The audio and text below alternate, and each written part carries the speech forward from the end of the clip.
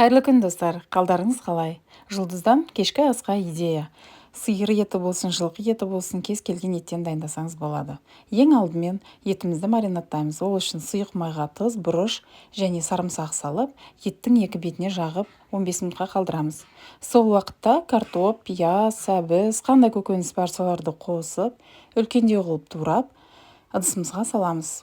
Дайын болған етті үстіне салып, жарты стақан су құйып, бетін фольгамен жауып, пешке 180 градуста 1,5 сағатқа қойыңыз. 1,5 сағаттан соң фольганы алып тастап, тағы да 15 минутқа духовкаға салып алыңыз. Міне осындай керемет кешкі ас дайын болды. Еті жұмсақ болып дайын болды. Егер сізде ет қаттырақ болатын болса, 2 сағатқа фольганың астына қойыңыз. Сосын мен жанына осындай свежий салат дайындадым. Гарнирді салып, үстінен еттерді қойып, ұсыныңыз. Ас болсын.